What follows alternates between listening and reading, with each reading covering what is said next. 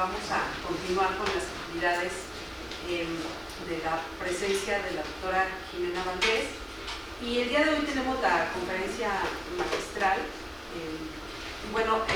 Recordamos y agradecemos, como siempre, al posgrado de Geografía de la UNAM que haya hecho posible esta visita, y también a las instalaciones, a la Facultad de Filosofía y Letras, que nos ha apoyado con las instalaciones, con la difusión y con la grabación de este evento. Hemos contado con ese apoyo en los 3 días, a Dayanara, que ahorita está aquí con nosotros también apoyándonos. Muchísimas gracias. Y a todas ustedes que han estado aquí presentes, y a las que están también siguiendo el evento en redes, aunque no están presentes, sabemos que lo están viendo porque nos hemos dado cuenta que el video está circulando. Entonces, muchísimas gracias. Y a Jimena, pues te agradecemos, Jimena, esta presencia en México. Y bueno, ahora vamos a empezar con la conferencia magistral, que se titula Geografías laborales precarias, las agriculturas intensivas globalizadas, de la vida sedentaria a la transmigración. Y sin más preámbulo, dejo a Jimena para darnos su sapiencia.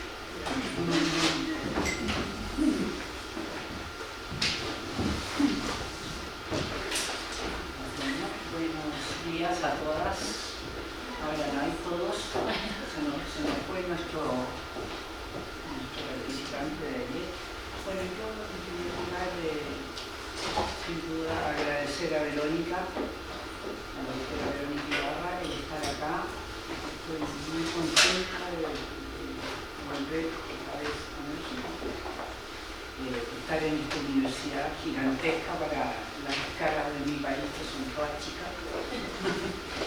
Y bueno, yo les quiero hablar de las geografías laborales precarias, a partir de lo que ocurre en las agriculturas intensivas globalizadas, orientadas a la exportación, bajo este nuevo modelo, cierto, neoliberal que arranca en los años 80-90 a nivel planetario, deberíamos decir, y que muchas veces coincide con hechos políticos importantes en distintos, según los países del desarrollo. Yo hice un trabajo escrito para que no se me vaya ideas, y creo que podría haber 1 hora 10 minutos en la lectura. Hay algunas imágenes, ¿cierto?, que podemos ver. Pasa por la segunda imagen. Y bueno, decirles que yo he trabajado toda mi vida en investigación en el espacio rural y acompañando organizaciones de mujeres campesinas, indígenas y asalariadas agrícolas en su quehacer, así que desde ahí es desde donde les puedo hablar, ¿no?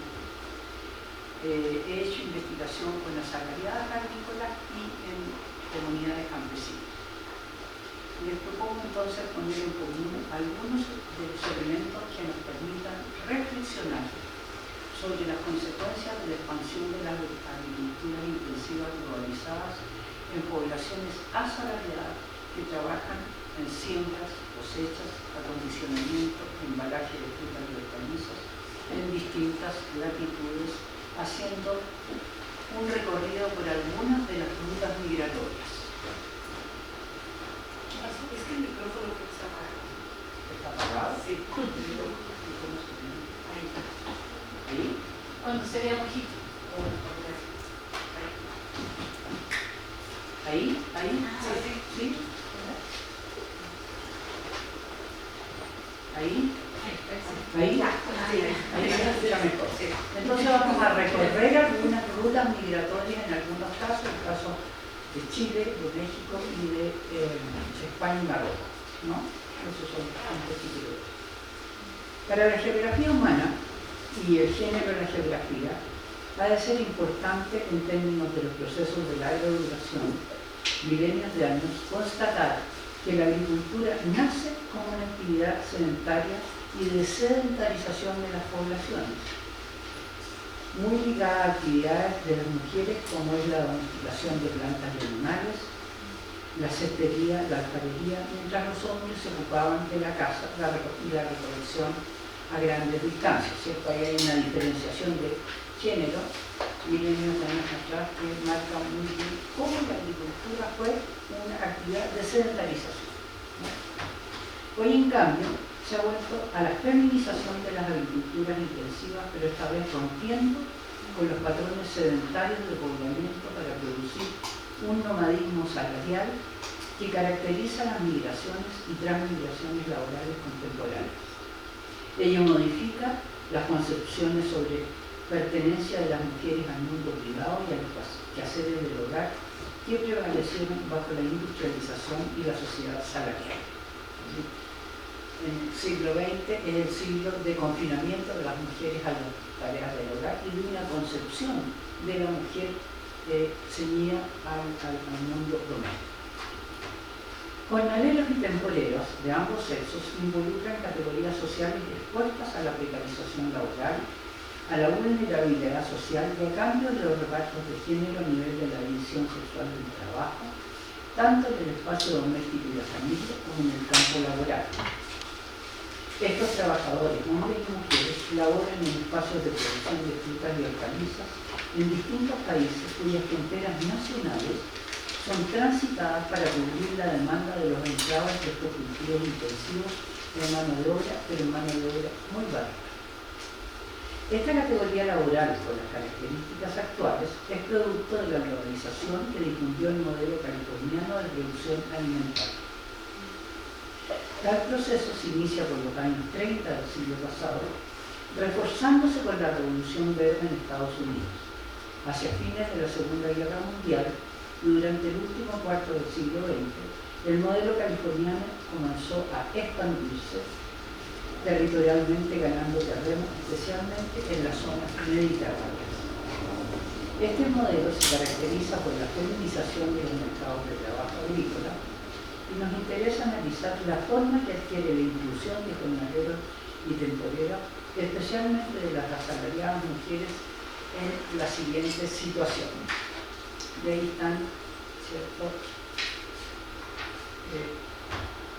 el trabajo agrícola jornalero migrante y transmigrante en Chile, que es lo que conozco en terreno y a partir de varias investigaciones, para hacer alcances sobre México, España y Marruecos, que es lo que he leído, relevando en estos casos los espacios de frontera de tránsito laboral. Dividiré la exposición en estas 5 partes que ustedes tienen ahí en la pantalla. Entonces, nos vamos a la primera parte: geografías laborales precarias bajo el modelo californiano. Los nuevos espacios del capital, tema que ha tratado mucho nuestro geógrafo Harvey, dan cuenta de la expansión de la geografía histórica del capitalismo, de movimientos y relocalizaciones del capital, así como de la fuerza de trabajo. Es el caso de la agricultura y agroindustria globalizada de frutas y hortalizas en las sociedades contemporáneas, cuya demanda de gran cantidad de mano de obra se concentra en determinados periodos del ciclo productivo. Como sostuviera María Maris, la globalización no solo diseñó una nueva división internacional del trabajo, sino además una nueva división sexual del trabajo, incorporando a grandes cantidades de mujeres al mundo asalariado, pero más precisamente a los eslabones más bajos del trabajo asalariado. Como sostiene Sara Lara, de esta universidad, tales fenómenos se han visto acentuados en paralelo a la concentración del capital y la riqueza y al hundimiento de la producción tradicional en la pobreza extrema, lo que ha cristalizado, para el caso de México, en una cartografía de la desigualdad regional y de una desigualdad social producto de la expansión de grandes enclaves agrícolas paralelos de cadenas agroalimentarias controladas por grandes capitales comerciales que a menudo se encargan de la producción y distribución de los productos. Englobamos estos fenómenos en lo que llamamos geografías laborales precarias, debido a la expansión del modelo californiano en los espacios que habitan las agriculturas intensivas. El modelo californiano se ha desplegado a muchos rincones del mundo, nutriendo los mercados de consumo de las clases altas y medias. Hoy, bajo el neoliberalismo, forma parte de la globalización alimentaria con productos más sanos, según dicen las campañas de propaganda de las empresas, especialmente dirigidos a las consumidoras mujeres, ofreciéndoles preservar los patrones estéticos corporales en boga.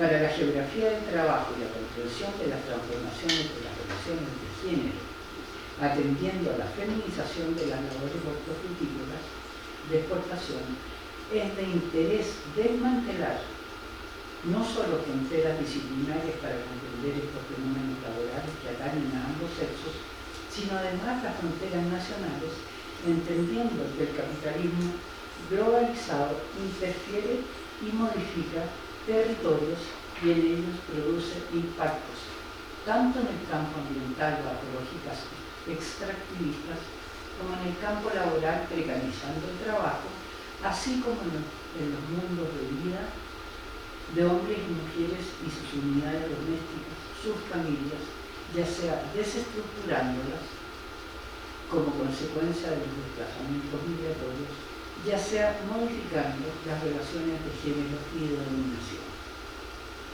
Cuando hablamos de geografías laborales precarias en la agricultura intensiva globalizada, nos referimos a un proceso relativamente generalizado a nivel mundial de feminización y precarización de los mercados de trabajo, producto, como ya dijimos, de la división sexual del trabajo en la sociedad contemporánea.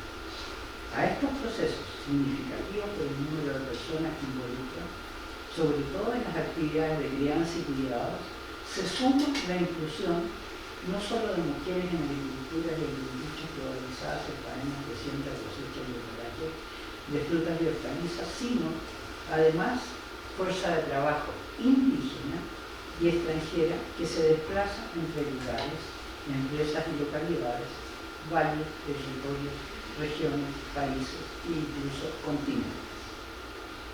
Estos fenómenos se nombran como desplazamientos geográficos, movilidad territorial de trabajadores, trabajo migrante y, una vez que se traspasan fronteras, trabajo transmigrante, que son temas y problemas de la geografía del trabajo. Estos movimientos de población se traducen en desplazamientos de zonas pobres a zonas donde se abren posibilidades de empleo, es decir, los enclaves agroindustriales que se constituyen como espacios de vidas precarias, como diría Guillermo. Dentro de estos movimientos de población de jornaleros y temporeros de ambos sexos, etnias y nacionalidades, nos encontramos con migraciones pendulares, circulares, al interior de países y extrafronterizas cuando asumen la modalidad de transmigración.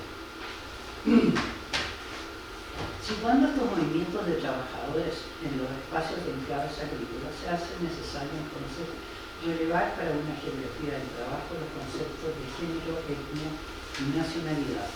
Ello nos permite dar cuenta de los vínculos entre la composición de la fuerza laboral, la movilidad geográfica y la precarización de poblaciones vulnerables, pero además vulnerabilizadas en contextos de globalización.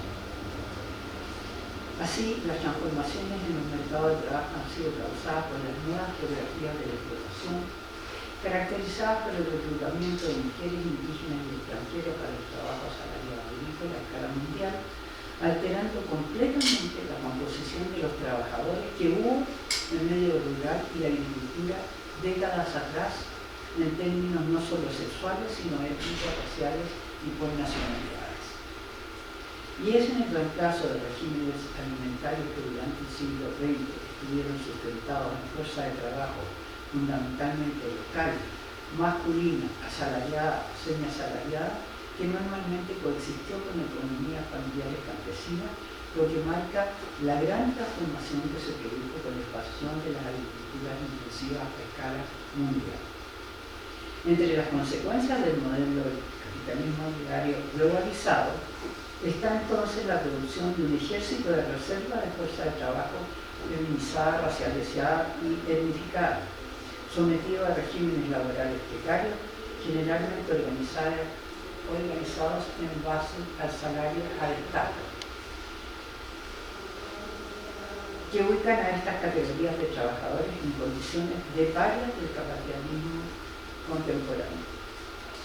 Revisemos a continuación algunos datos sobre la envergadura de estos procesos de movilidad geográfica que se producen en la agricultura a nivel mundial. Y pasamos al segundo acá. Poblaciones desplazadas hacia espacios de agriculturas intensivas. Aquí podríamos pasar al segundo, a la tercera imagen. La dependencia, las poblaciones, la dependencia de las agriculturas globalizadas de la fuerza de trabajo extranjera es un fenómeno universal que hoy mueve enormes contingentes de población entre países e incluso entre continentes. Datos recientes entregan aproximaciones a las magnitudes del fenómeno migratorio de trabajadores a nivel mundial, específicamente de trabajadores y trabajadoras para proveer de mano de obra a la agricultura. Basados en datos de la OIT, Molinero y Muñoz, el año 22, el año pasado, dan una cifra estimada de 150 millones de migrantes por trabajo en el mundo. De estos, 16,7 millones corresponden a trabajadores agrícolas repartidos en 9,3 millones de hombres y 7,4 millones de mujeres. Nos preguntamos cómo se reparten geográficamente estos 16,7 millones de trabajadores consignados en la agricultura. Estos autores aseguran que el 80% de los asalariados agrícolas en Estados Unidos son extranjeros, el 80%. Un 16% lo son en Canadá, casi todos latinos, 14,3% en España y 12% en Italia. Sin embargo, la OIT indica que el 61,2% de la fuerza de trabajo agrícola migrante tiene empleo informal, por lo tanto no está registrado. Este dato es respaldado por un libro de Carlos que tornaría imposible, Carlos afirma que es imposible que los estados dimensionen la cantidad de movimientos migratorios subterráneos e ilegales que existen. Es decir, estos datos subregistran lo que ocurre, ¿no? Estos procesos calificados bajo el concepto de migrantización, al mismo concepto migrantización de la fuerza de trabajo, son las consecuencias de la transformación que hemos tenido en los últimos años con el modelo californiano. La adscripción de distintos países a este modelo, que genera el aumento del contingente de trabajadores extranjeros, normalmente se corresponde con procesos político-económicos de fines del siglo XX, posteriores a la Revolución Verde, que se expandieron desde Estados Unidos al resto del mundo. En el caso de Chile, el modelo agroexportador y la adscripción al modelo californiano se instala con fuerza y a la fuerza tras el golpe de Estado de 1973 y la contrarreforma agraria que impone la dictadura cívico-militar.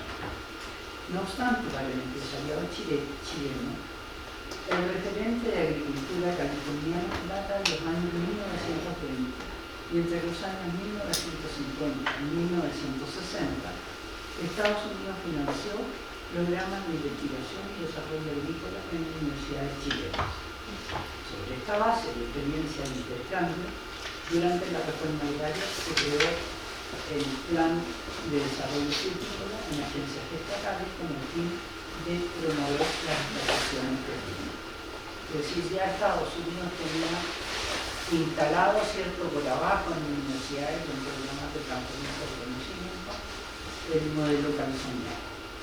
En el caso de los países del sur de Europa, ello ocurrió tras la firma del Tratado de Maastricht en 1992. En España, luego de su entrada a la Comunidad Económica Europea, la agricultura intensiva de frutas y hortalizas se expandió en Andalucía, Almería y el norte de Cataluña por el consecuente aumento de contratación de jornaleros, hombres y mujeres, que desde entonces no ha hecho más que aumentar. La Unión Europea generó una división internacional entre sus Estados miembros, en un proceso que se inició en los años 80, expandiéndose en los 90, los estados del sur de Europa transformaron sus agriculturas al modelo californiano, convirtiéndose en los principales productores y proveedores de frutas y hortalizas frescas al mercado único. Hoy son los puertos de Europa. Respecto a la composición de la mano de obra temporal en España, cerca de un tercio de estos trabajadores agrícolas provienen de la Unión Europea, en torno al 20% provienen de Latinoamérica y en torno al 40% del resto del mundo, dice la estadística española, lo que significa los países del Magreb y de la área subsahariana, es decir, Senegal y los Estados Unidos. Según esta fuente, en España la contratación de extranjeros de la agricultura fue de 45.300 en el año 2000, 235.800 el año 2010 y 223.000 el año 2018, sabiendo que una proporción significativa son trabajadores indocumentados, por tanto no registrados, lo que nos lleva, ¿cierto? Aquí estas son cifras aproximativas de la contratación de estos trabajadores. Del mismo modo, países del Magreb como Marruecos se suman a la instalación del modelo californiano basado en las ventajas comparativas en base a una agricultura tecnificada, industrializada, con fuertes inversiones en investigación genética, uso de pesticidas y plaguicidas para el control de plagas. La agricultura orientada a la producción en fresco de frutas y hortalizas depende, en Marruecos, de capitales nacionales y transnacionales, tal como ocurre, ¿cierto?, en Chile, en México y en otros países. El hecho de que los Estados Unidos iniciara su conversión al modelo de agricultura industrial en una fase temprana del capitalismo explica el carácter estructural del trabajo migrante en su sector agrícola. En cambio, en otras economías cuya conversión fue más tardía, como en otros países, este fenómeno va a ocurrir mucho más adelante. De hecho, la presencia migrante en los valles californianos se conoce antes de los años 40. Esto ustedes lo saben mucho mejor que yo, pero bueno, lo voy a decir igual. En 1942 se firma entre México y los Estados Unidos el programa Braceros, que dura hasta 1964. En ese periodo se firmaron 4,5 millones de contratos. Este programa consistió en un tratado bilateral entre el país de destino y el país de origen para reclutar mano de obra extranjera durante un periodo acotado de tiempo, tras el cual el retorno era obligatorio. En 1952 se creó otro programa, el H2A, que a diferencia del programa Braceros no estaba gestionado por los países de origen, sino que permitía a los empresarios agrícolas contratar trabajadores extranjeros sin límite de cuota anual, siempre que pertenecieran a uno de los países incluidos en el listado oficial. La resultante de este tipo de agricultura en el sur de Estados Unidos fue que el año 2014 los trabajadores mexicanos representaban más del 90% de los trabajadores extranjeros para esta agricultura. La migrantización o mexicanización de la mano de obra en el sector agrícola norteamericano constituye un fenómeno estructural, aparte del programa H2A, como vigente la agricultura californiana, uno de los procesos de transmigración contemporánea, se nutre fundamentalmente de trabajadores indocumentados. En México, la agricultura intensiva de frutas y hortalizas se expandió mucho más en el marco de la apertura económica inaugurada con el PDVSA en 1994. Como en otros países, el TLC de México con Norteamérica, Placan, produjo una acentuada reestructuración de la agricultura y el mayor despliegue de empresas mexicanas y transnacionales, productoras y exportadoras de frutas y hortalizas en verde. En paralelo, se precipitó el deterioro de las economías campesinas, mestizas e indígenas, fenómeno que contribuyó al desplazamiento de campesinos al trabajo asalariado en la agricultura intensiva. El modelo exportador en México, como en el resto de Latinoamérica, se asentó en las ventajas comparativas: tierra, suelo, agua, clima y fuerza de trabajo barata que permiten hasta hoy la persistencia de economías exportadoras de producción en México. Tercer punto: género, etnia y nacionalidad en temporeros de la uva en los arándanos en Chile, en las regiones de Atacama y la Araucanía. Vamos a pasar a la tercera imagen. Como en la frontera norte mexicana y sur norteamericana, en la frontera norte chilena con el sur de los países andinos, se ha construido un espacio de tránsito de temporeros y temporeras para la agricultura intensiva chilena, a lo que se suman migrantes del Caribe y de países latinoamericanos no fronterizos en el día de hoy. En investigaciones realizadas en las últimas décadas, hemos constatado fenómenos conocidos en otros países de asalarización temporal, feminización y movilidad geográfica de la fuerza de trabajo agrícola, además de la diversificación de quienes componen este mercado de trabajo, conforme aumentan la superficie destinada a frutales y hortalizas. En Chile, fundamentalmente frutales más que hortalizas, ¿no?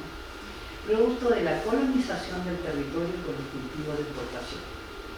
Paralelamente a la disminución del trabajo estable del son, aumentó el trabajo temporal, pero además, y en función de la evolución de distintos cultivos, se produjo una sustitución de fuerza de trabajo indígena que llegaba a las temporadas a los valles nortinos con temporeros bolivianos de ambos sexos y temporeros colombianos, venezolanos, haitianos, sobre la base de una mayor proporción que en años anteriores, donde había habido fundamentalmente peruanos y ecuatorianos.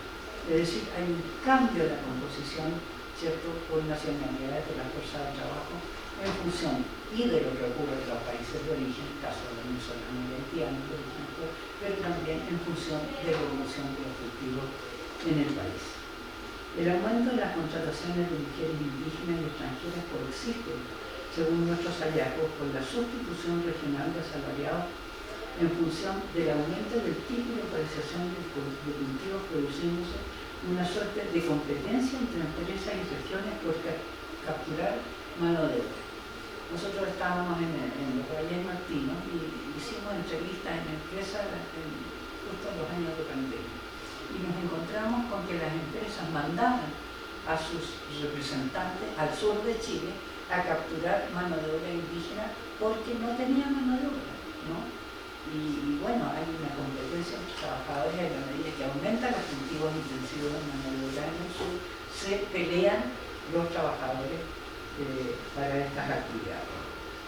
El creciente uso del suelo por el cultivo de exportación ha producido esta colonización del territorio con consecuencias para los cultivos de consumo interno, como cereales, legumbres y tubérculos, cuyas superficies han disminuido, favoreciendo el debilitamiento de la soberanía alimentaria. Este igualito corresponde a esta frase. Entonces aquí tenemos cómo ha disminuido el cultivo de trigo, legumbres y tubérculos, y cómo ha aumentado el cultivo de fruta, y bueno, lo que más ha aumentado en Chile son las plantaciones forestales. Entonces tenemos una suerte de medio siglo de ocupación del territorio por cultivos que no consumen los chilenos, que no consumimos los chilenos. Las localizaciones de las especies frutales que más requieren de fuerza de trabajo, que son los arándanos, la uva de mesa y la cereza, se distribuyen, como se indica, en Chile según regiones administrativas. Si quieres pasar a la otra. Entonces aquí tenemos de norte a sur las regiones en Chile y de norte a sur el principal es el cultivo de uva de mesa, que se detiene en la región de Perú.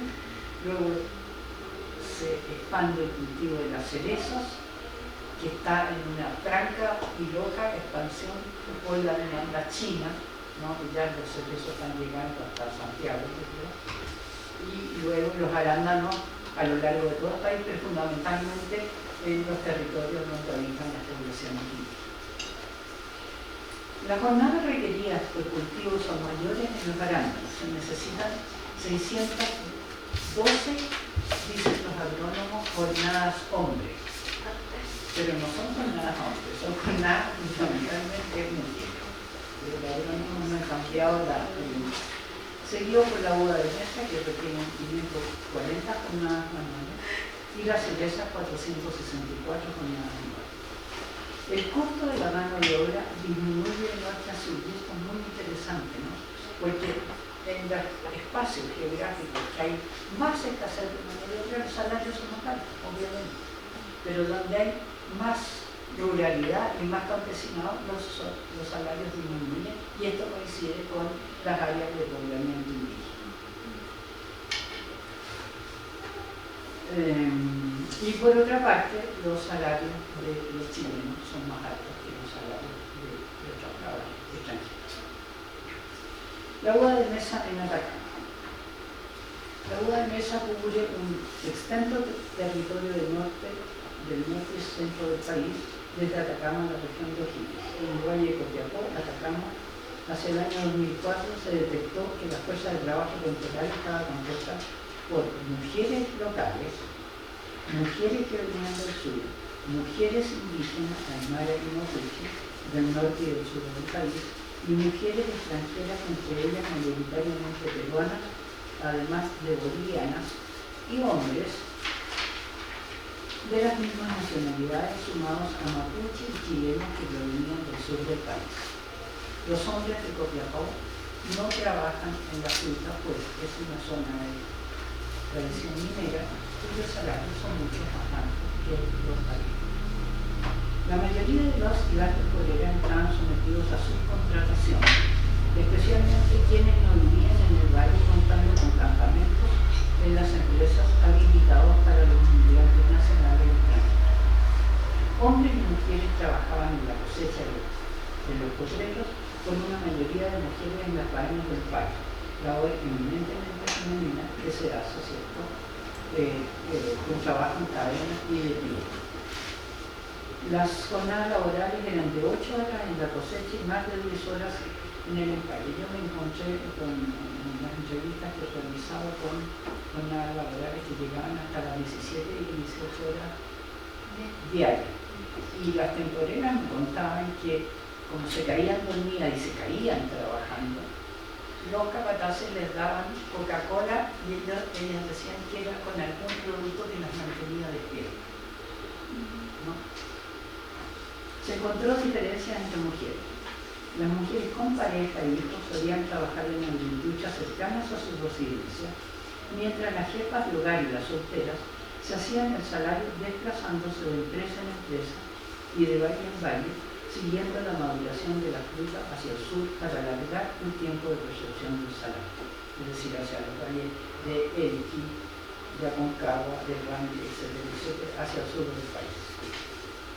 Lo que se traducía en la desincronización temporal y espacial entre trabajo y familia, aspecto que se profundizó en investigaciones posteriores.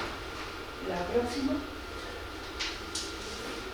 Bueno, aquí esto corresponde, usted me apeló a las migraciones de la investigación del año 2012-2014, donde hay una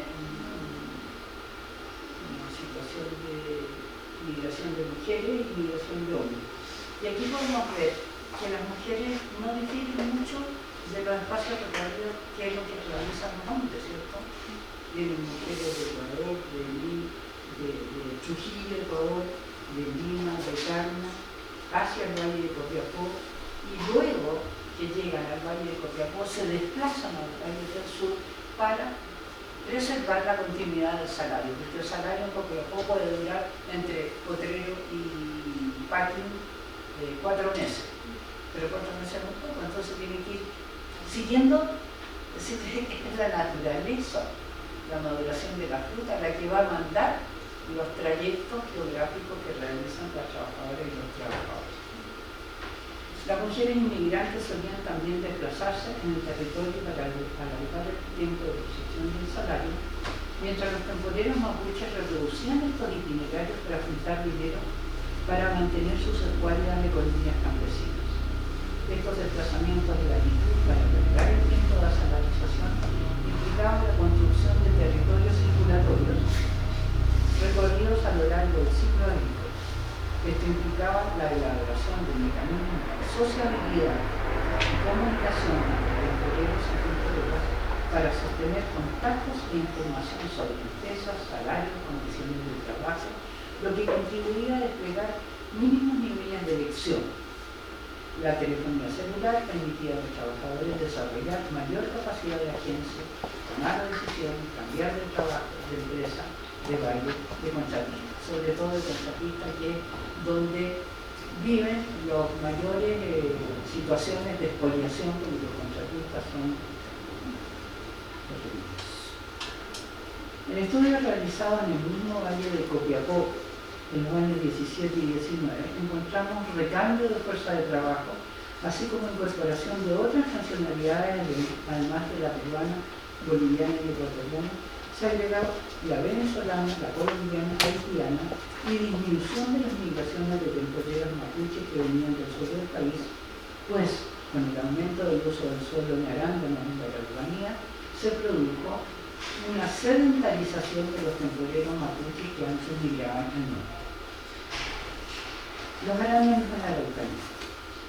En el estudio de la Araucanía paralelo, en el año 17 y 19 de la en Atacama, se encontró participación mayoritaria de comuneros mapuches, especialmente mujeres, para la cosecha y a menudo más de una persona por familia. Las contrataciones eran en su mayoría directas, sin intermediación laboral. Claro, estaban al lado, ¿no? No necesitaban desplazarse mucha distancia. Se trataba esencialmente de comuneros mapuches que habitaban relativamente cerca de las plantaciones. Mujeres de mayores de 60 años, encontramos temporeras de hasta 70, 75 años, mujeres adultas, jóvenes, junto a hombres mayores, algunos muy viejitos, ¿no?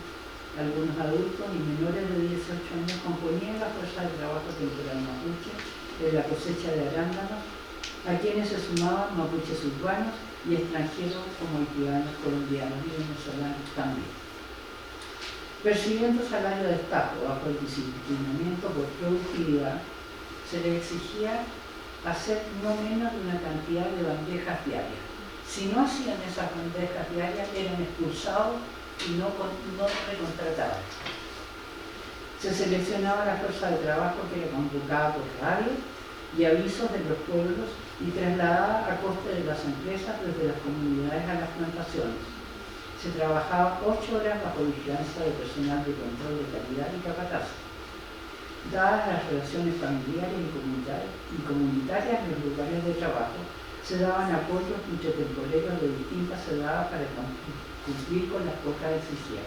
Es interesante ver cómo hay una transposición de la reciprocidad en el mundo indígena al lugar de trabajo. Entonces, cuando un chico, por ejemplo, de 17 o 15 años, no lograba terminar su bandeja, llegaba la mamá o la abuela y le ayudaba a terminar la bandeja para que no lo echaran de una empresa. Los ingresos salariales por cosecha de arándanos durante 2 o 3 meses son muy cortos, la cosecha de arándanos, se sumaban a la producción propia de subsistencia y a las transferencias del Estado a las personas y a las familias, pensiones, jubilaciones, becas, subsidios, programa indígena del Instituto de Desarrollo Agropecuario, etc., en un contexto de creciente deterioro de las economías campesinas mapuche, con disminución de tierras, de ganado y de cultivo. Cuando ustedes vieron el uso del suelo en una de las diapositivas, vieron las forestales, ¿cierto? Esas forestales están localizadas fundamentalmente en las áreas indígenas y la localización de las forestales ahí inhibe el desarrollo y la producción de la economía campesina. Junto a la inserción asalariada de población mapuche en los arándanos en la Araucanía, se detectó la disminución de la migración mapuche a la guadanesa en el norte del país. La sustitución de fuerza de trabajo para cultivos agroindustriales y los cambios de población mapuche en los últimos no son nuevos. Cuando se expandieron las superficies plantadas de precarios en la zona central chilena, los mapuches se dedican a la cosecha obrera y la manzana a Neuquén en la Patagonia argentina.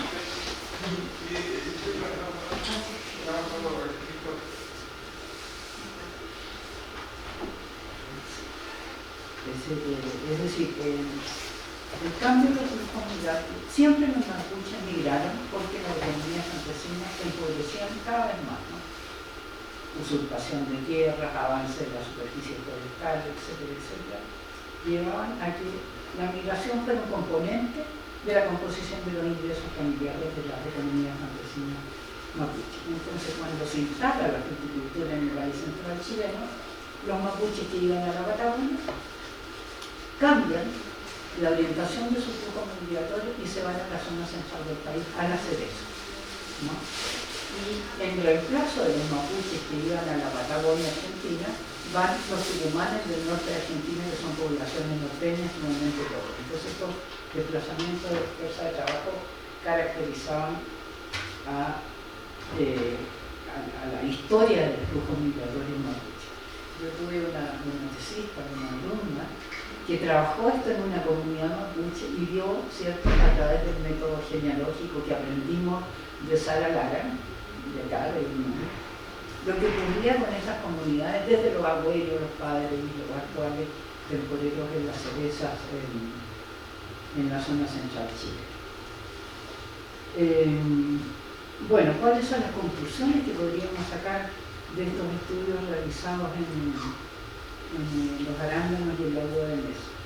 La primera observación concierne la desincronización espacial y temporal, ¿cierto?, de la fuerza de trabajo femenino con esta necesidad de alargar el salario y desplazándose territorialmente.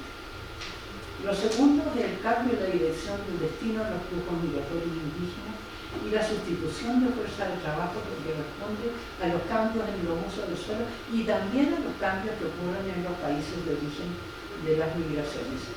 Si quieres pasamos a la próxima. Bueno, aquí tenemos una temporera viejita mapuche de los arándanos allá y una temporera de la boda de mesa en el valle de Copiapó. La próxima. Y aquí estas cartografías, yo digo cartografías precarias porque me las hizo un alumno que quería ilustrar de alguna manera de ustedes cómo eran los flujos migratorios de donde venían. Al lado de allá siempre tenemos los países de origen de las migraciones que actualmente van al Valle de Copiapó y a Chile en general, ¿cierto? Haití, Venezuela, Colombia, Perú, Bolivia, etcétera. La distancia de los desplazamientos en ruta son miles y miles y miles de kilómetros de poblaciones precarizadas, ¿cierto?, que van a trabajar a la fruta y normalmente se quedan en el país, ¿no? Estando yo en el Valle de Copiapó y asistiendo a las ferias y a los eventos de fútbol, sobre el fútbol, era muy interesante ver cómo había grupos de fútbol femeninos y masculinos, bolivianos y peruanos en la cancha de fútbol. Y una culinaria instalada en torno a los partidos de fútbol que era culinaria andina, no era chilena. Y entonces hay una incubación del espacio por estas nacionalidades que se instalan, que ocurre desde lo mismo acá en el Valle San Quintino, Sinaloa. Entonces acá tenemos los desplazamientos internos al país desde el norte hacia los valles del sur. Y lo tercero corresponde que observamos al proceso de movilidad social entre los temporeros. La pregunta es, ¿siguen siendo siempre temporeros o hay alguna posibilidad que salgan, abandonen este estatus precario y logren mejores trabajos? Y en las 60 entrevistas que hicimos en Araucanía y Atacama, en la última investigación, encontramos a 3 hombres que sí habían logrado mejorar su estatus laboral. Un peruano, que era originario, el hijo menor de una familia de 10 hijos, originario de la Amazonía peruana, que logró pasar de temporero a contratista de mano de obra. un boliviano que logró pasar de temporero a trabajo estable en una empresa de uva en Copiapó, y un chileno, hijo de temporero, que casó con mujer mapuche con tierra, y eso le permitió estudiar en la universidad y cambiar de jornalero temporero en los arándanos a empleado en una empresa logrando un mayor estatus laboral. Ninguna mujer podría cambiar su estatus laboral. Cuarto capítulo, ya nos queda poco. Es que me asusta que se ocurran de más. No. Bueno, lo cuarto, construcción de transmigraciones indígenas hacia los espacios de frontera, la hortofruticultura del noroeste mexicano y el sur de California.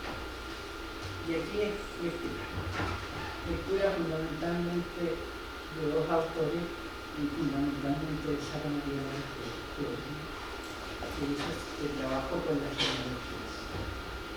La revisión de investigaciones sobre procesos migratorios desde el sur del hegemonía al oeste, Sinaloa, San Quintín, Baja California y luego hacia Estados Unidos, ameritan destacar los hallazgos de algunos autores que lograron dimensionar las consecuencias e impactos de la agricultura globalizada en distintos grupos étnicos que habitan en el sur.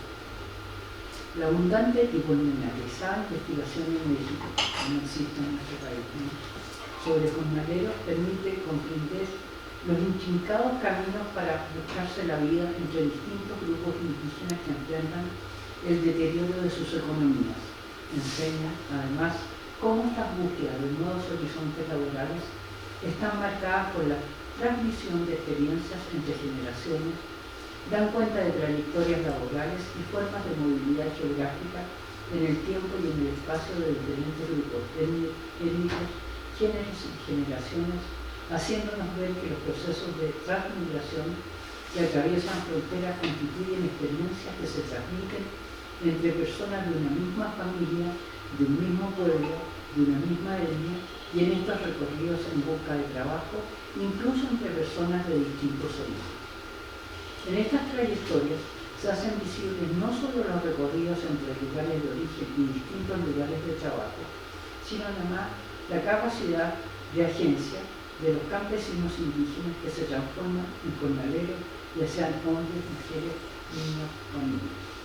Lo que se visualizó en un estudio que se hizo en el 2012 en la FAO en 7 países latinoamericanos sobre temporeros fue la preeminencia de trabajo infantil en el caso mexicano, ¿no?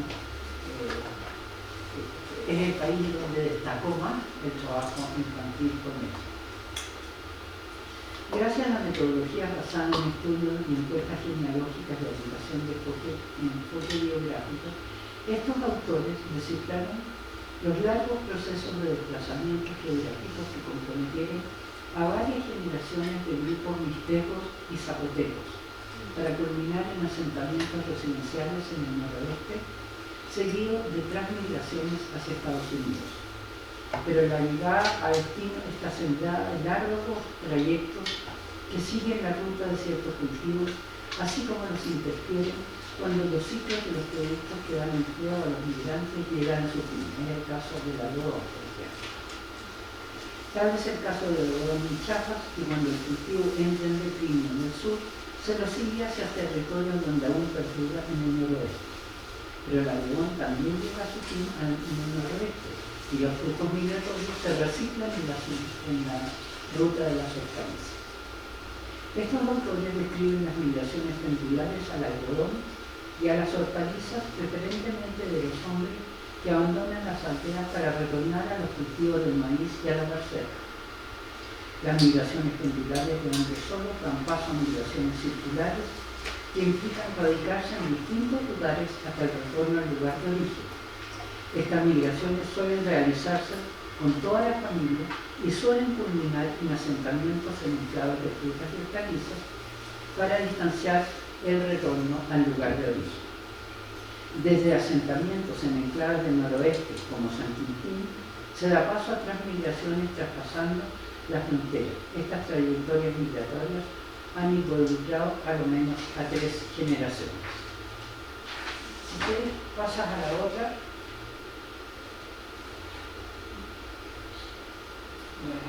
A la otra. Ya, aquí entonces tenemos las distancias que recorren según el alumno que me hizo el mapa. Los jornaleros que salen del pueblo de Coatecas en Oaxaca y de las otras investigaciones de Oaxaca y Guerrero hasta llegar a Oregon en Estados Unidos, pasando por 3 cortes fundacionales, lo que también implica, comparado con las distancias que se recorren en Chile, enormes distancias de trayectos de trabajadores a trabajos precarios. Sara Lara describe por medio de un estudio genealógico la economía de archipiélago, lo llama ella, que se construye a través de más de una generación cuando los migrantes pueblan distintos espacios siguiendo la ruta de los cultivos, yendo y volviendo a sus lugares de origen o radicándose en enclaves hortofrutícolas. Ella mapea esta economía de archipiélago, señalando que los jornaleros se quedan en distintas aldeas y localidades, ¿cierto? Y se trasladan y hacen circuitos rotatorios, migratorios, y se quedan o vuelven a sus lugares de origen según vaya el empleo y las condiciones de producción en su persona. El estudio de Sara Lara trata de un grupo zapoteca que habita la aldea de Coatecas en Oaxaca. En esta localidad del sureste mexicano, sus habitantes elaboran un proceso de diferencia de generaciones en lugares a lo largo de varias décadas, el que se traduce en poblar distintos lugares involucrando a un colectivo de migrantes. Estas no son migraciones individuales, son migraciones que involucran a todo un pueblo, ¿no? La pauperización y descomposición de la economía zapoteca está a la base de la migración para hacerse salario en las cosechas. Analizando la historicidad y la espacialidad de las migraciones desde su lugar de origen y identificando a los hombres de la primera generación que migra a Chiapas hasta una tercera generación que migra a Estados Unidos, Lara da cuenta de la incorporación de familias completas a partir de la segunda generación en el marco de trayectorias individuales y colectivas que darán origen a la transmigración, transformando la inicial migración pendular en migración circular y finalmente en transmigración cuando se traspasa las fronteras nacionales. La autora distingue etapas en el proceso de movilidad laboral a partir de una economía zapoteca en base al maíz, al frijol, la calabaza, el garbanzo, el cacahuate, la explotación de libanilla para el aceite y la elaboración de petates, sumada a la cría de vacas, chivos, burros y caballos. La migración empieza, señala Sara Lara, cuando la industria del aceite a partir de liguerilla se acaba, ¿no? Que generaba algún ingreso a los campesinos de Coatecas. Lara concluye que, comillas, las familias de Coatecas quieren multiplicar sus territorios de circulación en una especie de economía de archipiélago integrada por nodos de población que terminan por constituirse en territorios de reproducción social y cultural. Cierre de comillas. Las migraciones afectaron al 84% de los habitantes del pueblo, con diferenciaciones por género, ya que el 42,7% de los hombres de la genealogía estudiada por Lara migró a algún lugar del noroeste y un 44,8% a Estados Unidos, mientras en el caso de las mujeres un 57,5% migró al noroeste y apenas un 27,5% a Estados Unidos.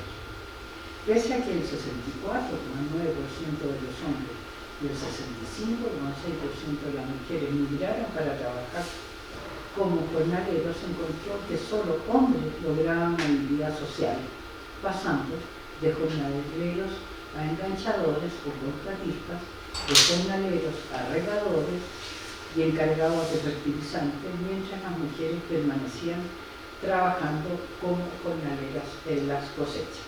Es decir, el mismo fenómeno que encontramos en Chile, ¿cierto? Perdón.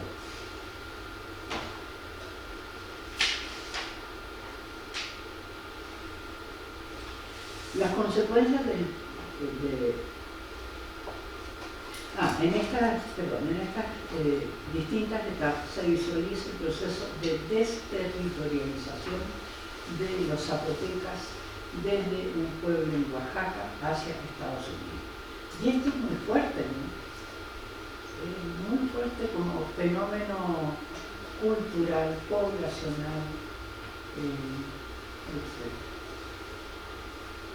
Las consecuencias de la expansión del capitalismo agrario globalizado y las poblaciones que utiliza y moviliza son esta vez el desplazamiento de las geografías indígenas, primero en áreas internas y luego en espacios extrafronterizos.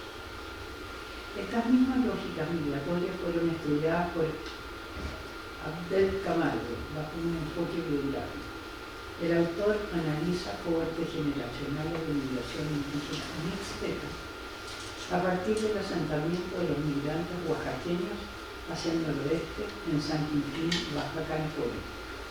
Ellos siguen la ruta de las hortalizas con asentamientos en los sitios de trabajo al interior del país y desplazamientos posteriores hacia Estados Unidos. Tal proceso migratorio está a la raíz de las nuevas geografías de los territorios étnicos.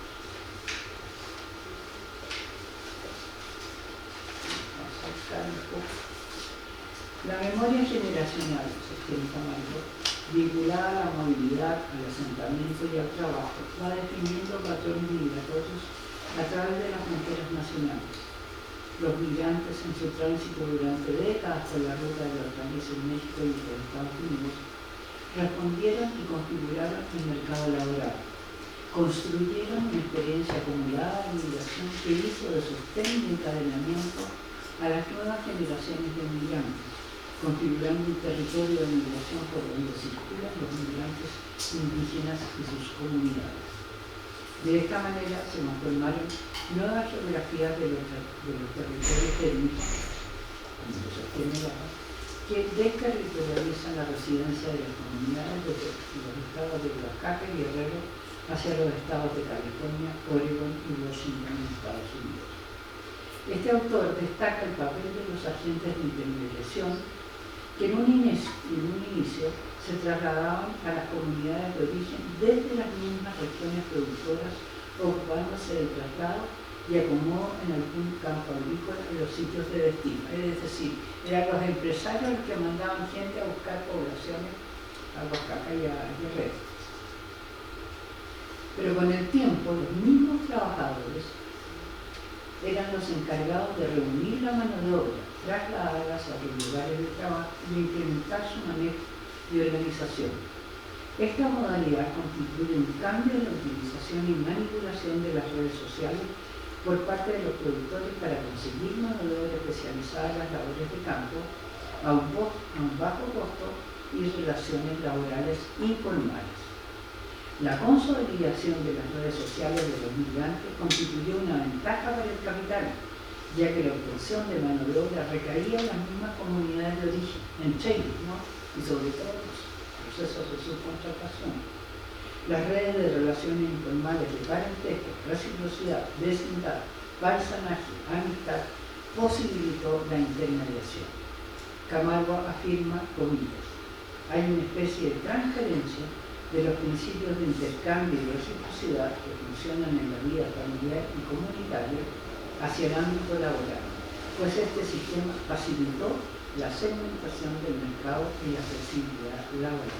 Cierre de comillas. ¿Qué conclusiones podemos sacar de estos estudios? Bueno, desplazamientos individuales, migración pendular en principio, desplazamientos familiares y migración circular en una segunda generación, desterritorialización de un pueblo zapoteca desde Oaxaca al noroeste de Estados Unidos con una economía de archipiélago, desplazamiento mixteco desde Oaxaca y Guerrero hacia San Quintín de Estados Unidos, nueva geografía de territorios étnicos, movilidad social masculina escasa, por supuesto, en contratistas, transportistas, agricultores, fertilizantes y pesticidas, transmigraciones con mayores trayectos transfronterizos de los hombres, redes de parentesco y paisanaje como bases del proceso migratorio y como soporte de los mecanismos empresariales de intermediación laboral para obtener mano de obra barata. Esas son las consecuencias que yo logré sacar de los estudios hechos por estos investigadores y investigadoras mexicanos. Ya nos queda un último puntito que no está muy aburrido. Bueno, el quinto punto nos vamos de nuestro continente. La feminización jornalera en la cuenca mediterránea, las temporeras en Marruecos y las temporeras marroquíes transmigrantes y la fresa en Andalucía y a los frutos dulces en Cataluña, España. Puedo decirles que encuentro que es lo peor de lo que estamos viendo, que es lo más racionalmente perverso que yo logré estudiar, digamos, a través de lo que ocurría en Chile, en México y ahora en España y en Europa. Bueno, tal como ocurre en el amplio territorio transfronterizo que cubre la frontera norte mexicana y California, la cercanía entre Andalucía y el sur de España y la llanura de Locos en el noroeste de Marruecos conforman un territorio donde ha habido antigua comunicación entre poblaciones, instalación de capitales españoles en Marruecos, alianza de capitales transnacionales y nacionales tanto en México y en Chile, trazos vivos de una historia colonial con el protectorado español en Marruecos, ocupación territorial y expansión del cultivo de fresas y frutos rojos desde Huelva, en España, a la llanura de Burgos, en Marruecos. Paralelamente, se produce especialización al norte de Cataluña de producción de frutos dulces, como melocotón, pera, cereza y manzana. Gracias a la entrada de España en el año 85 a la Comunidad Económica Europea y el diseño de una política agraria común que se llama PAC, se inicia la industrialización de la agricultura en paralelo a la liberalización de los mercados agrícolas y el proteccionismo frente al resto del mundo.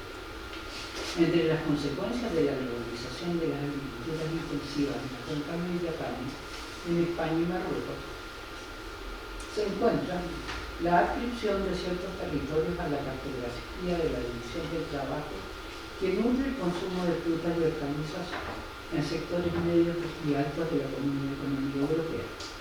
Dentro de estos territorios destacan el norte de Cataluña, Lleida, Andalucía, Huelva y Murcia y la llanura de Locos en Marruecos. La producción de frutas dulces en Cataluña y de fresa en Andalucía y Marruecos marca estas especializaciones de territorio en agriculturas intensivas. Los estudios sobre producción fresera y la fuerza de trabajo involucrada en estos cultivos indican cómo a través de la consolidación de lo que se ha llamado el huerto de Europa se han producido distintos fenómenos, entre ellos la ampliación del territorio fresero, rompiendo con fronteras nacionales a través de la expansión de las empresas freseras desde Huelva al Valle de los Ríos. Esta expansión de capital fresero profita de las ventajas del pasado colonial marroquí, expandiendo la creciente feminización del mercado de trabajo, la segmentación de género, edad y étnica, la sustitución de fuerza de trabajo, la selección de temporeros según cualidades culturales, el involucramiento de gremios empresariales y del Estado en la conformación de una disciplina migratoria institucionalizada para gestionar ordenadamente los flujos de trabajadores necesarios para estas agriculturas. ¿Puedes cambiar la...? Ya. Aquí están los flujos migratorios y las remesas de los países a sus lugares de origen. Las plantaciones de frutas en Lleida datan de los años 50 del siglo pasado gracias a la introducción del riego, nuevas técnicas agrícolas y de tecnología moderna. Las necesidades de mano de obra han sido crecientes por la expansión de las superficies frutales. La reconversión productiva desde la lechería en el norte de Cataluña, a la silvicultura, ha contribuido a transformar al campesinado en empresariado, lo que pudieron hacer. Junto a ello se produjo una concentración carcelaria. Estas transformaciones condujeron al reemplazo de la mano de obra familiar en el norte de Cataluña por asalariados. La fruticultura se transformó en un nicho laboral. Los primeros temporeros fueron trabajadores en paro, le dicen allá en cesantes, ¿cierto? Estudiantes y trabajadores de comunidades autónomas más pobres, como los andaluces, que luego, por las condiciones de trabajo ofrecidas, fueron sustituidos por indigentes y extranjeros, magrebí y subsaharianos, que fueron a comienzos del siglo XXI reemplazados por colombianos y rumanos, mientras que los empaites sustituyeron a mano de obra femenina local por mano de obra extranjera residente y proveniente de Marruecos, y luego reemplazada por contratos en origen. Es decir, el núcleo de esta disciplina migratoria institucionalizada va a ser el contrato en origen, que es contratar a las personas en alguna localidad colombiana o ecuatoriana o de Marruecos o de otros países, ¿no?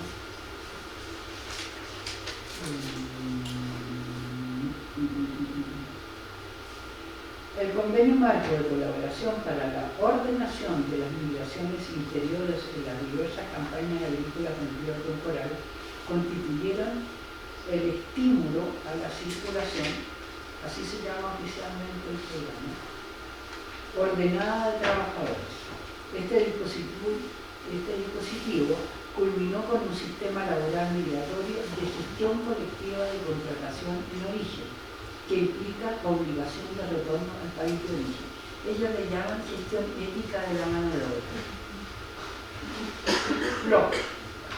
El suministro de trabajadores extranjeros en origen cuentan con una red de alojamientos de aporte empresarial y del ayuntamiento, con lo cual se alivianó el gasto de los empresarios y se logró dotar a las empresas de los temporeros necesarios, distribuyéndolos mediante rotaciones laborales según necesidades de las empresas. Son los atributos culturalistas los que han movido a los agricultores a contratar hombres de la cosecha y a mujeres en los empaques, es decir, colocan a los senegaleses cosechando y a las marroquíes en los empaques. Son los criterios ligados al origen nacional y al género los más relevantes para la organización capitalista del trabajo, destacando las atribuciones socialmente construidas. Estas contribuyen a la feminización de las contrataciones en las empacadoras por la ligereza, la diligencia, la prontitud, la pulcritud, la delicadeza y la docilidad de las mujeres, y a valorar a las mujeres en estas labores. La contratación en origen fue promovida desde los años 2002 por la patronal iberoamericana que se llama Unión de Países. Este tipo de política migratoria ha logrado feminizar las labores de empaque y masculinizar las de cosecha. Es a través de los sistemas de alojamientos que se efectúa la segregación sexual. Alojamiento para los hombres en los lugares de las plantaciones cercanos a los campos y para mujeres cercanas a las empacadoras. Bajo criterios de estacionalidad y flexibilidad, el trabajo industrial agrícola es fundamentalmente ocupado por la ama de casa, lo cual es descifrado como ayuda familiar, con gran capacidad de adaptación a jornadas discontinuas y de diferente intensidad horaria, permitiéndole a las mujeres conciliar tiempos y espacios de trabajo. Según Achón, es el alojamiento el que permite su explotación intensiva, ya que la concentración domiciliaria junto a la animación de la vida pública es lo que faculta la disposición permanente de las trabajadoras para las necesidades de las empresas. Inhibe, por otro lado, el abandono del trabajo al estar sometida al contrato en origen que exige trabajar y luego retornar al país. Ustedes pueden imaginarse lo que está de los alojamientos disponibles para el empresario según la necesidad de la labor. Aparte del control y la fijación de la fuerza de trabajo extranjera, la frontera nacional se ve desplazada por la frontera que impone los alojamientos de los bordes de los campos. Claro, las mujeres se ven constreñidas a a ese espacio y no al espacio nacional. Esta movilidad exige en el sistema de contrato en origen mujeres provenientes, eso está estipulado en el sistema español, provenientes de áreas rurales empobrecidas que asegurarían la obediencia y la sumisión, con hijos y casadas, viudas o separadas. Es decir, la maternidad se exige como factor de ingreso al mercado de trabajo por las contrataciones en origen, ya que los hijos aseguran el retorno de las madres, mientras el matrimonio y la ruralidad haría de estas mujeres una fuerza de trabajo disciplinable, especialmente si provienen de culturas patriarcales como la musulmana. La fórmula de la contratación en origen corona la normalización de las políticas migratorias contra la inmigración irregular. Para llegar a esta fórmula de suministro ha sido necesaria la colaboración del Estado con sus políticas migratorias y del empresariado con sus políticas de suministro de trabajadores, lo que ha llevado al control de la corriente de extranjeros y a la desatención del Estado, quedando en manos de los países de origen la responsabilidad para asegurar la reproducción de estos trabajadores, es decir, la salud y la educación quedan en el país de origen, pero no en el país de contratación. La provincia de Huelva, caso de la fresa, se especializó en los años 70 en el cultivo de fresas sobre la base de la mano de obra familiar y las migraciones internas de jornaleros y jornaleras andaluces. En los 90, hombres originarios del Magreb, a menudo sin papeles, reemplazaron a los andaluces. En los años 2000 se crea el programa de contratación en origen que permite contar con una fuerza de trabajo cautiva y flexible sobre la base de la institucionalización de la deslocalización de estas trabajadoras. Durante la temporada 2007-2008 se establecieron 40.000 contrataciones, 40.000 contratos. La contratación en origen en sus inicios contrató mujeres de Europa del Este, pero la entrada de Polonia, Rumania a la Comunidad Económica Europea reorientó las contrataciones a Marruecos. Las jornaleras, especialmente que trabajaban estacionalmente en el sur de España y en general en la costa mediterránea proveniente de Marruecos y de los países del este europeo, de países latinoamericanos y caribeños, conformaron el mercado de trabajo estacional. La expansión de los cultivos intensivos en frutas y hortalizas produjeron un enorme aumento de trabajadores y trabajadoras autóctonas y extranjeros. No obstante, a poco andar, los bajos salarios de los cultivos intensivos de exportación desincentivaron a la población local a trabajar en empleos mal pagados y precarios y aumentando la contratación de extranjeros. ¿Sí? Los españoles no trabajan en estos empleos. Así, por ejemplo, en los años recientes, en el caso del cultivo de fresa de frutos rojos en Huelva, Andalucía, sur de España, se generaron 109.000 contrataciones, de las cuales 52.000 para españoles, 26.000 mujeres rumanas y búlgaras, 15.000 subsaharianas de ambos sexos, 12.000 marroquíes, 5.000 hondureños de ambos sexos. Estos son los registrados. Hay que señalar que dentro de los registrados aumentan los extranjeros y disminuye, ¿cierto?, la protección relativa de español. De su lado, a las cosechas en Murcia concurrían también, aparte de poblaciones autóctonas, marroquíes, fundamentalmente inmigrantes laborales del este europeo y jornaleros ecuatorianos.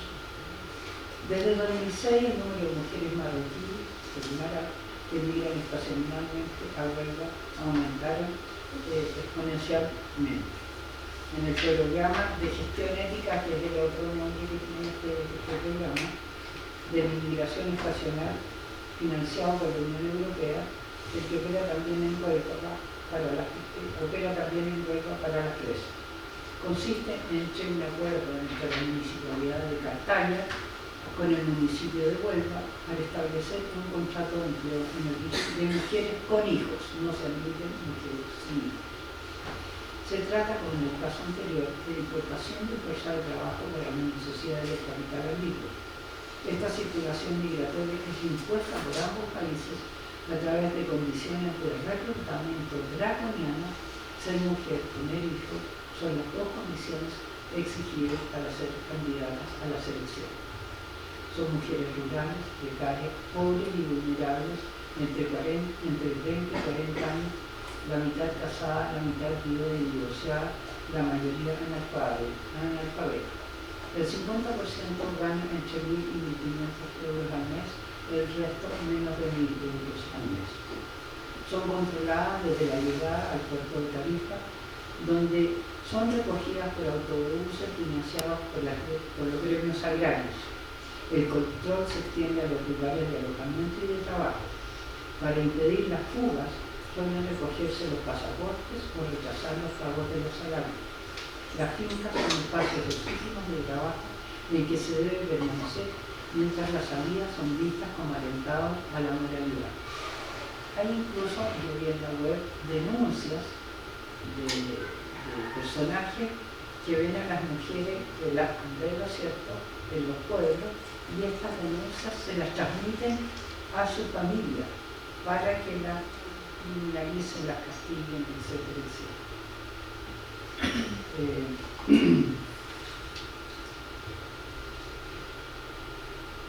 Aunque en América Latina y el Caribe se conocen procesos de feminización de las migraciones en los enclaves agrícolas, en el caso de los enclaves de la cuenca mediterránea, especialmente España, a los cuales acceden también peñaleros y peñaleras latinas, pulcas, las polacas, las peruanas, se ha adoptado la modalidad de otorgar un carácter sexuado a las contrataciones por este sistema de contrataciones en uso. ¿Qué pasa en Marruecos?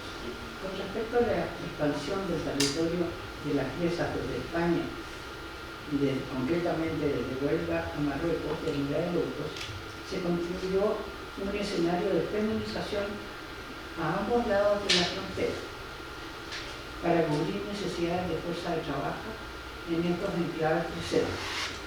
Este viraje a Marruecos se vincula con la deslocalización previa de empresas de Huelva a Locos, iniciando el cultivo de fresas a fines de los años 80 sobre la base del pasado colonial de españoles residentes en Marruecos. La producción fresera marroquí responde a la liberalización del sector agrícola a mediados de los 80, marroquí, ¿cierto?, lo que permitió atraer capitales extranjeros y firmar acuerdos bilaterales de libre comercio. El Plan Marruecos Verde del año 2008 recoge la orientación exportadora del agronegocio.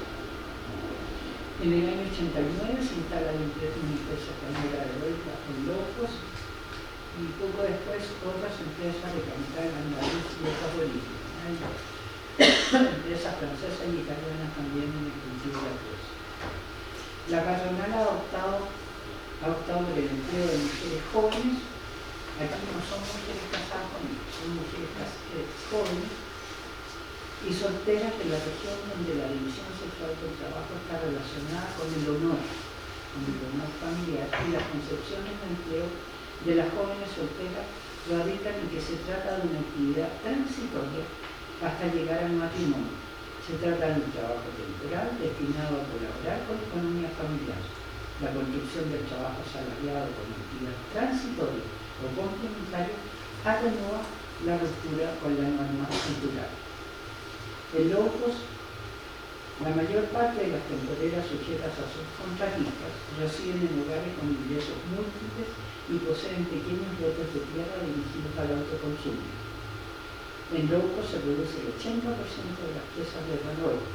En el 2014 se generaron cerca de 20.000 empleos, la mayoría de mujeres jóvenes. O sea, tenemos aquí un reparto, ¿cierto? Mujeres asentadas en la maternidad en Huelva y mujeres solteras en Locos para la economía fresera. Bueno, ¿y qué podemos deducir o concluir de lo que hemos visto, ¿no? Cómo el capitalismo agrario se adopta según localidades, según territorio, según cultura, para conseguir mano de obra barata. Pero frente a todas estas tres situaciones, lo que vemos es que la feminización es universal y que la feminización de los mercados de trabajo agrícola ha logrado romper con el patrón de género que existía en la sociedad industrial, que era más bien, ¿cierto?, la mujer en la casa y el hombre proveedor del salario. Y hoy día estamos frente a una ruptura de este patrón de reproducción de la sociedad, digamos, en que se ha alterado la preeminencia del salario masculino en la familia por la composición de un salario femenino masculino, cierto, pero con un cambio demográfico importante, que es el aumento en todos los países de la jefatura de hogar femenina, ¿cierto?, y de políticas migratorias que van a utilizar o profitar indistintamente la existencia de mano de obra barata, ya sea en los países del este de Europa, Rumania. Dentro de las contrataciones de rumanos son fundamentalmente gitanos, es decir, las poblaciones más vulnerables y más vulnerabilizadas por los estados nacionales son las que van a conformar estos mercados de trabajo segmentados por género, por etnia y por nacionalidad. Y con esto estaríamos terminando, pero pasamos, para no quedar definida, pasamos a la próxima tres imágenes, ¿cierto? La marroquí protestando en España, la gran protesta que hubo de jornaleros en el 2015 en San Quintín, que fue increíble, y además increíble porque en San Quintín hay un libro de Velázquez que está muy en profundidad sobre la religión San Quintín. San Quintín está compuesto por miles de etnias distintas y se logró producir, ¿cierto?, una protesta radical en el año 2015 que llevó al cuestionamiento del trato de la empresa, las condiciones de trabajo, los salarios, etcétera, etcétera. Y allá en Chile, menos protesta, pero sí, la otra slide, la otra placa, con las mujeres de la Asociación Nacional de Mujeres Rurales Indígenas protestando por las condiciones de trabajo de la gente rural. O sea, no todo marchará mal como se ve, o sea, son condiciones muy precarias, y ahí que yo haya rescatado este concepto de parias de esta historiadora griega, ¿cierto?, los parias del capitalismo agrario en las sociedades contemporáneas, que hace mucho sentido por las vidas precarias que tienen estos y estas trabajadoras. Terminamos. Gracias.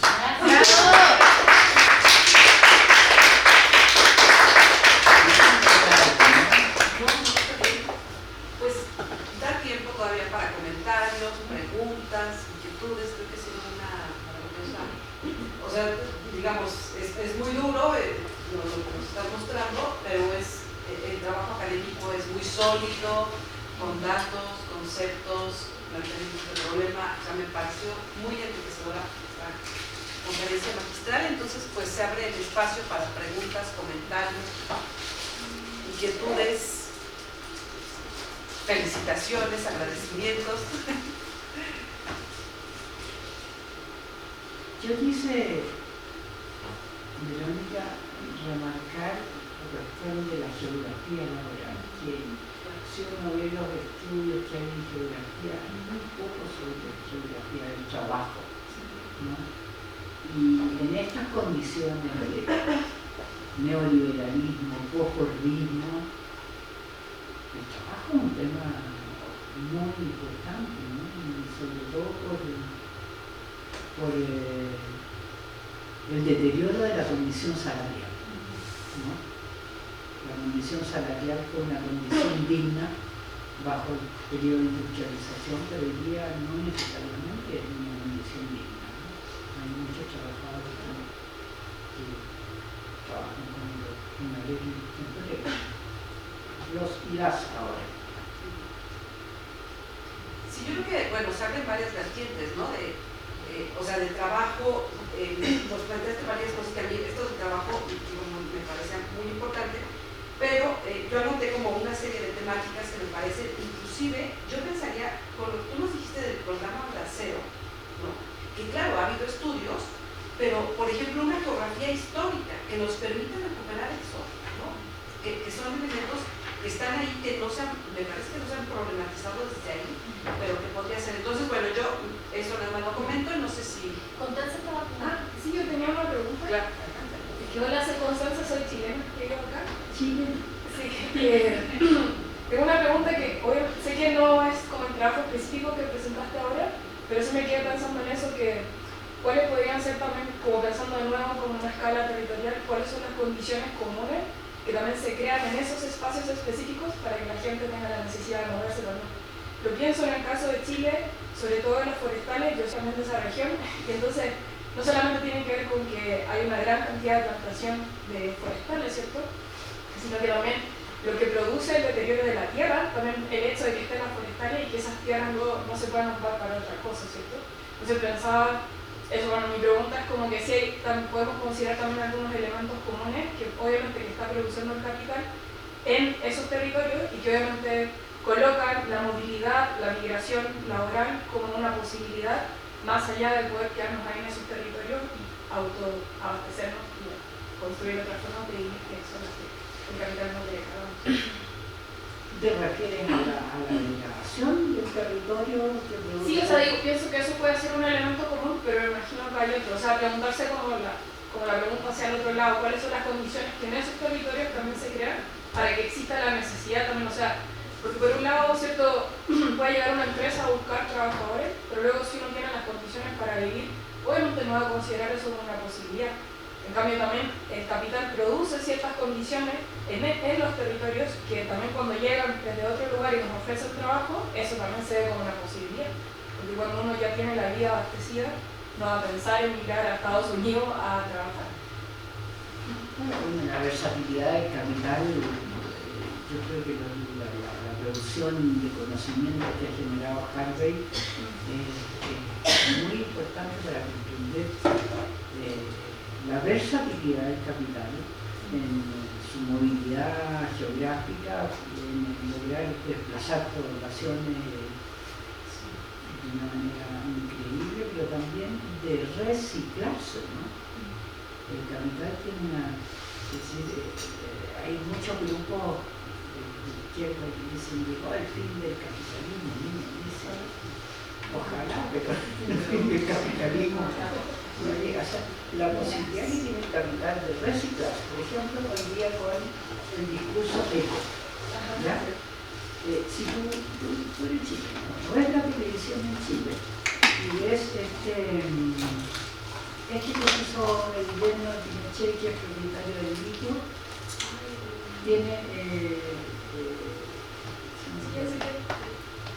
tiene avisos en la televisión que dicen cómo ellos trabajan por una economía limpia. El litio está instalado por la salitrera, no hay una parina ni nada que esté segura en los territorios. Pero el discurso es un discurso de recuperación ecológica. Las forestales tienen el mismo discurso. Nosotros contribuimos con el no sé qué, el patrón, entonces el capitalismo es capaz de reciclarse en todas las situaciones, en todas las circunstancias. Incluso hay empresas que han recuperado las protestas del año 19 y las ponen en las imágenes, ¿cierto? Entonces yo creo que estamos frente a una situación bastante compleja de encarar, ¿no? De parte de las poblaciones, de parte de las organizaciones sociales, porque en tanto no seamos tan hábiles como el capital para descubrir estrategias, sistemas, mecanismos para encarar estas situaciones, estamos bien Jodido, digamos. Eso. Yo quería seguir en esa línea, Jimena, porque hay algo que está como muy latente en toda la caracterización, además en toda la investigación que he hecho sobre finalmente incluso entre capitalismo, racismo, patriarcado y cómo se va produciendo y lo común en estos contextos tan distintos en la producción de una trabajadora, como tú decías, de mano de obra feminizada, racializada, y cómo se ha incorporado, por ejemplo, esta categoría tan en boga dentro del pensamiento feminista y tan mal usada que es el de la interseccionalidad, precisamente para entender la complejidad de cómo se produce ese sujeto. Es decir, yo más que creer que es una cuestión de cruces o de adjetivar las identidades, creo que finalmente cómo el sistema capitalista, aunado al patriarcado y al racismo, van construyendo un sujeto y van generando un sujeto que efectivamente está interseccionado. Me gustaría saber si es incorporado esa categoría. Y por otra parte, la noción misma de trabajo, cómo se repiensa a partir, claro, tú piensas en la geografía laboral, pero ahí también hay o cómo has ido repensando la noción de trabajos remunerados y cómo está articulado a otras formas de trabajo que hoy día son mucho más, o sea, se han ido como visibilizando más, que tienen que ver con los cuidados, que también son trabajos que están articulados, que no los podemos pensar solamente dentro de una geografía laboral remunerada y cómo se articulan con estos otros trabajos que hoy día yo creo que tienen mucha más presencia dentro incluso del debate geográfico feminista, de recuperar esas geografías del trabajo de cuidados y de cómo están permanentemente articulados con el trabajo remunerado. Mira, ayer vimos la interseccionalidad, ¿cierto? Pero yo creo que todos estos estudios, sobre todo los estudios que yo leí para el caso de Marruecos y Andalucía y Cataluña, esos estudios eran de sociólogas feministas, incorporaban la interseccionalidad, ¿cierto? Y yo creo que la interseccionalidad existe previo al nombre. Claro. Entonces, es obvio que el capitalismo va a crear un sujeto en que tú puedes aplicar el concepto de interseccionalidad, pero ese sujeto india, mujer, de tal edad y de tal religión, es para mí una cuestión muy obvia, ¿sabes? La interseccionalidad. Entonces, me da mucho caso la roca. Me parece que si no se aplica, bueno, no se está entendiendo nada.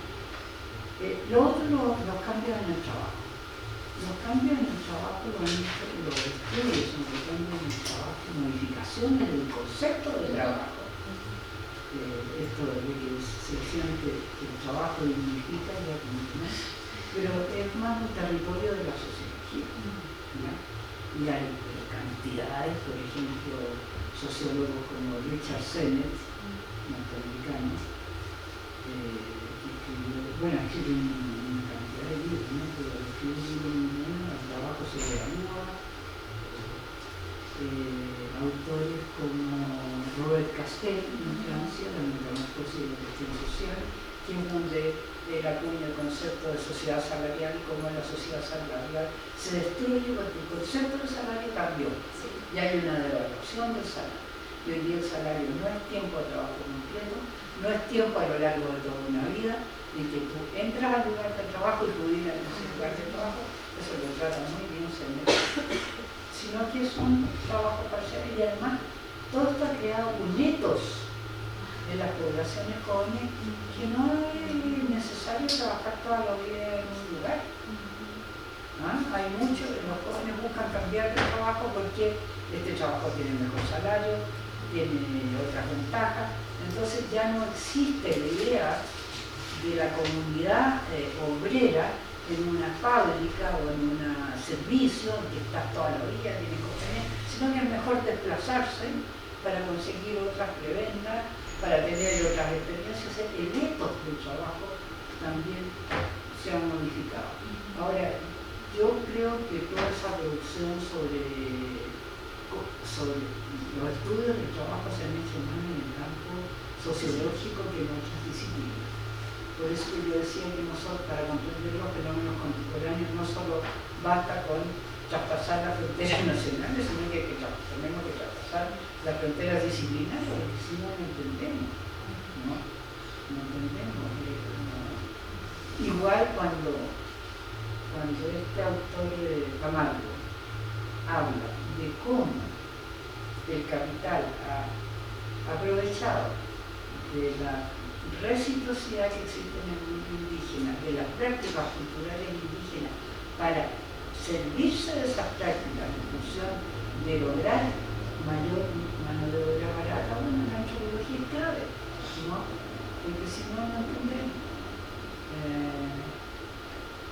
No sé, yo creo que tenemos que dislocarnos un poco, alocarnos un poco, ¿cierto? Y ver lo que dicen otras disciplinas, porque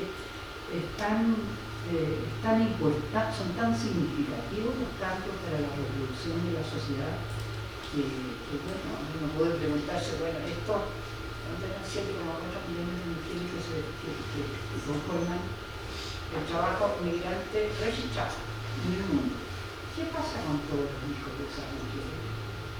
¿Cómo se reproducen esas familias? No es que esos hijos están botados en la calle, no son lo que dicen las temporeras en Chile. Creo que las temporeras en Chile decían, pero ¿cómo puedes gastar tanto dinero en comprarte una televisión de $1 metro, una tremenda televisión, cuando tu salario es tan bajo? ¿Por qué te endeudas? Decía, cuando tenía los niños en la casa, si no, se me van a la droga, se me van al narco. Entonces estamos hablando estamos preguntando cuáles son las formas de reproducción de estas cantidades de población que están en los labores más bajos, ¿cierto? Del trabajo que traen, ¿no? Las consecuencias son... ¿Quiénes son los que, aquí hay dos chilenos, ¿cierto? ¿Quiénes son los que hacen los atracos de los autos, la Izarrola? Son niños de 12 y 13 años. De eso estamos hablando, ¿no? ¿Quiénes están en el antiguo Sename, el Servicio Nacional de Menores, que toman a los niños que cometen algún delito, los meten en esta institución estatal, y esta institución estatal es la escuela del crimen, porque ahí lo violan, los niños saben por la súper válido, ¿no? Entonces, son ese tipo de preguntas los que habilitan investigaciones que tienen que ver con la degradación social que está produciendo los sistemas laborales actuales. Sí, Jimena, genealógicamente me interesa mucho esto que planteaste de las mujeres, tanto ancianas como adultas y jóvenes, en el trabajo temporero. Específicamente las mujeres ancianas de la tercera edad, 70, 75 años. ¿Conoces alguna experiencia de acompañamiento que haya hecho Ana Muri con mujeres de la tercera edad temporeras que hayan sufrido algún caso de violencia o acoso laboral? No, fíjate, no conozco, pero afuera de que Ana Muri, las mujeres de esa edad. Hay dentro de su membresía mujeres de esa edad, pero no conozco acoso ni... ¿Sabes si estas mujeres en particular de la tercera edad que trabajan en lo temporero están organizadas justo por su edad? No están organizadas. No. Bueno. No, lo que ocurre ahí en los arándanos, que ocurre muy semejante a lo que destacan los investigadores mexicanos de la segunda generación que emigran familias, ¿no? Que en grupos indígenas suelen trabajar las familias completas, ¿no? Pero quienes trabajan en el caso de los mapuches, lo que nosotros vimos por lo menos, no son representativos de los estudios espirituales, pero que trabajan hombres viejos, mujeres viejas, muy viejas, 75 años, que tienen la práctica del trabajo dedicado a esta disciplina, y la familia, niños, jóvenes, mujeres adultas, mamás con sus hijos, entonces son economías familiares en el trabajo asalariado que se acompañan en el lugar de trabajo, se protegen además, y eso. Y otro, nada más como comentario para complementar, me interesó mucho cómo situaste lo el desplazamiento de las geografías indígenas. Yo lo trabajo, pero nunca pensé relacionarlo con el tema del desplazamiento o la migración, justo en esta relación del empleo en el campo, con las temporeras, con las, bueno, en México relacionado con las que trabajan en el tomate, en el chile, en las uvas, en los arándanos, y me llamó mucho la atención cómo situaste este concepto.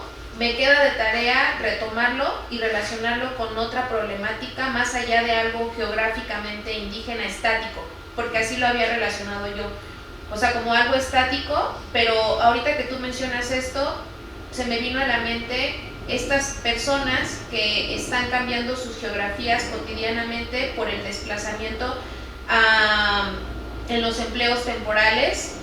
Y claro, como zapoteca me hace mucho eco esto porque son mis paisanos los que se están yendo al norte a trabajar y cambian sus configuraciones geográficas en el habitar del territorio todos los días en ese trabajo temporal. Entonces, me encantó. Mira, yo creo que usted tiene que leerse a usted mismo, porque la calidad de los estudios de la socióloga y antropóloga, sobre todo mexicanos, son increíbles. O sea, el concepto de traslado de las geografías étnicas y todo eso son de mexicanos, ¿no? Y hay un estudio sobre San Quintín, un libro de una bibliografía que es muy interesante, sobre todo por la participación de los distintos grupos étnicos en San Quintín en la protesta esta, los triquis, por ejemplo, fundamental, súper combativo. Pero la calidad de los estudios mexicanos a mí me asombra mucho, porque en Chile no existe ese tipo. Bueno, adelante. Sí.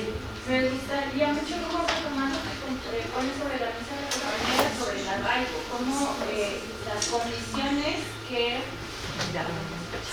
permiten que los desplazamientos sean voluntarios o forzados, porque también me parece muy importante lo de la globalización por debajo.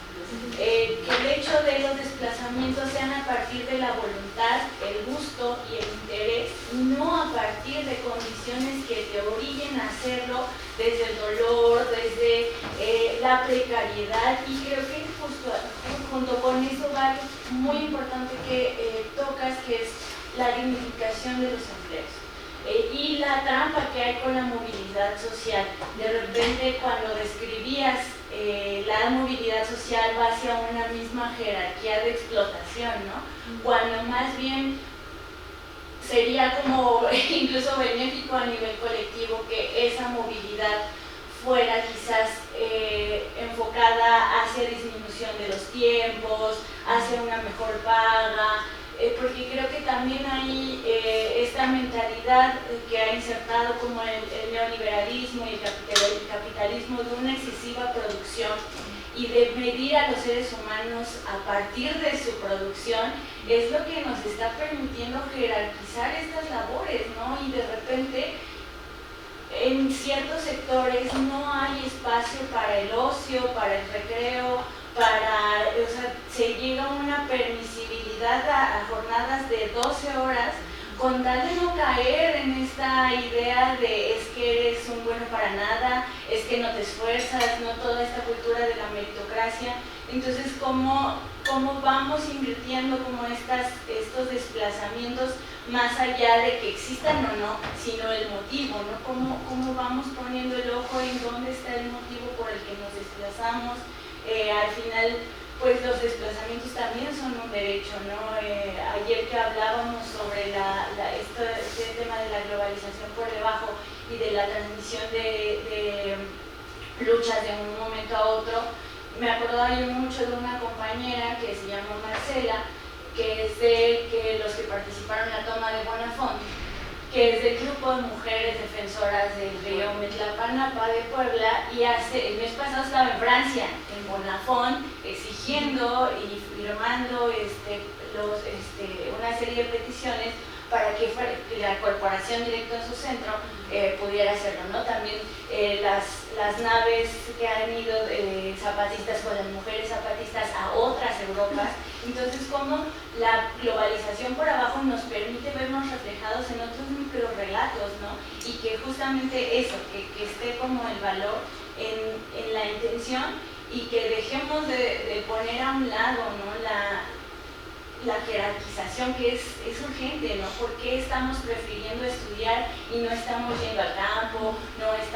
¿Por qué son nuestras decisiones como jóvenes hacia ciertos sectores? Porque evidentemente no hemos atacado como esa jerarquización, o sea, como que la estudiamos, pero no la atacamos y no la tocamos y no metemos las manos, y de repente como que siento que la visión se nos va hacia otros lados. Muchísimas gracias por todo lo que compartes. En relación a lo que tú dices, hay tanto que aprender, ¿no? Porque cuando yo recomendaría eso de la decisión de migrar y cómo entender la migración, ¿no? Cómo no... Hay un autor que se llama Abdelmalek Sayad, que trabajó con Pierre Bourdieu en Argelia, y que trabajó con Pierre Bourdieu en la guerra de Argelia, lo que tiene un doble mérito, ¿no? Él es argelino, emigró a Francia después, y él habla de la doble ausencia cuando se producen las migraciones argelinas masivas a construir la industria automotriz y una serie de industrias francesas con trabajadores del Magreb. Habla de la doble ausencia y postula que para entender la migración hay que entender lo que pasa acá y lo que pasa acá. Y eso tiene que ver con el arraigo o el desarrollo. Tiene un libro allá que se llama El desarraigo. Y hay otros autores que estoy estudiando en Juan Lavero, dicen que no podemos hablar de la doble ausencia de Sayat, porque en el caso de los temporeros es la doble presencia, porque están allá y acá.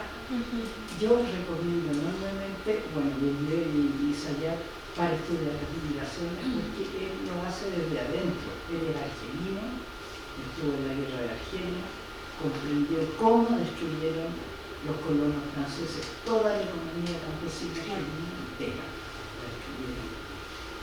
Entonces, esos autores que han vivido esos procesos tienen como un conocimiento mucho más en profundidad de cómo es pertinente estudiar esos procesos. Lucy, ¿y alguien más? Bueno, Lucy. Bueno, yo solamente agradecer pues que estos 3 días fueron muy formativos. Creo que pues yo me quedo muy contenta por todo lo escuchado, por los diálogos que se dieron con las compañeras, con el estudiantado de posgrado. Es muy importante que en la trayectoria de la formación del posgrado escuchen a las queridas maestras, ¿no? Pues solamente eso, y pues que te vaya muy bien en tu regreso a Chile, y gracias, Gracias. Sí, nada más para complementar, Jimena, hay una poeta y gestora cultural mixteca, Ñusabi, que se llama Nadia López. Ella, ahorita le estoy recordando porque la compañera que intervino antes de Lucy, me parece, sí, tú, comentó algo sobre este derecho negado al ocio, al disfrute, a las actividades lúdicas. Nadia López, como hija de migrantes y que ha vivido el desplazamiento desde muy niña, trabaja en talleres con las infancias en estos campamentos en San Quintín. Entonces ella trabaja con talleres sobre lectoescritura, talleres de poesía infantil, talleres sobre, no sé, escritura de cuentos. Entonces, mientras los papás están trabajando, ella ha formado a promotores culturales para que puedan acompañar estos procesos de ocio y de disfrute de los niños que se van con sus papás, las niñas y los niños y los niñas que se van con sus papás a los campamentos, ¿no? A San Quintín. Y bueno, eso nada más para complementar, es una gran escritora, ha ganado premios, y lo más importante es que está súper orgullosa de ser mixteca, y que a partir de su experiencia como niña que vivió este proceso de migración, se ha enfocado en trabajar con las infancias. Acaba de publicar su último poemario donde habla justamente relacionado de lo que ha vivido en experiencias con las infancias. Entonces por ahí les dejo el dato, se llama Nadia López, es poeta mixteca Ñu Sabi. Ahí, eso nada más. Y ya, Gracias. Bueno, yo agradecerles a Cindy que nos has dado una serie de, o sea, nos has planteado una serie de temáticas, que un poco yo lo decía, sí hay estudios en geografía, pero son muy pocos, me parece que no hemos, bueno, se han analizado otras cosas, pero no hay tantos estudios en geografía sobre espacios rurales, sobre problemáticas agrícolas y demás. Entonces, me parece como muy importante todo esto que nos has planteado, porque deja muchas inquietudes, y yo no dudaría que algunos, algunas van a empezar a trabajar como más estos temas. Algo que me pareció muy importante, justo recuperando también lo que acaba de decir Fernanda, es las infancias, que es algo que sí estamos tratando también de impulsar. Vane seguramente le hará mucho sentido, porque Vane está muy interesada en infancias, ¿no? Y bueno, yo no quiero dejar de comentar que hay una tesis que recientemente se presentó, una tesis de doctorado de geografía, pero es sobre los hombres migrantes a los campos agrícolas de Canadá.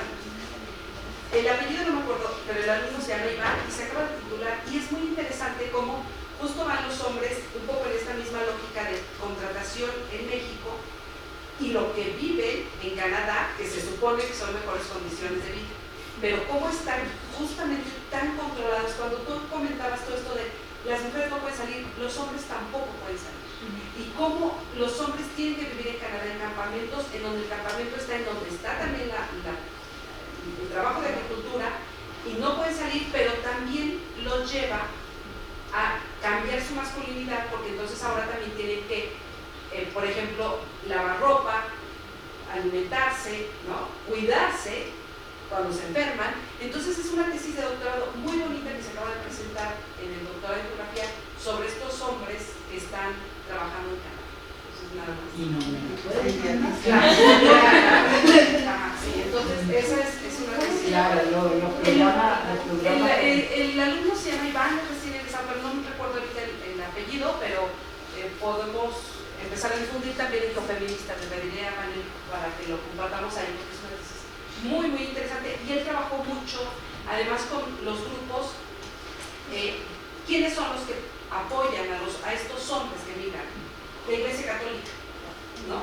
Los padres son los que muchas veces les dan como apoyo para que ellos puedan, bueno, es que viven en una orfandad también terrible, igual que mujeres, bueno, no, o sea, pero quiero que el tema está ahí, ¿no? Entonces, bueno. No, y los programas de contratación con Canadá en México son muchos. El programa sí, y lo último, antes de morir Sara, trabajó con esa población porque sus hijas estaban enseñadas. Entonces, era eso, y bueno, los temas, a mí me parece una gran cantidad de temas que has dejado, conceptos que son muy interesantes, y pues agradecerte, porque creo que esto es un diálogo que se empieza a plantear y no lo vamos a dejar. Y muchísimas gracias a ti y también a las y los estudiantes de posgrado y de licenciatura y los que no son de la UNAM. Todos son muy bienvenidos, muchas gracias, porque de eso se trata, de traer a los profesores y que aprovechen a los que están aquí y que vienen a compartirnos su sapiencia, ¿no? Entonces, muchísimas gracias a todas, todos, todos. Gracias a usted, igual. Y pues nos vemos hasta la próxima.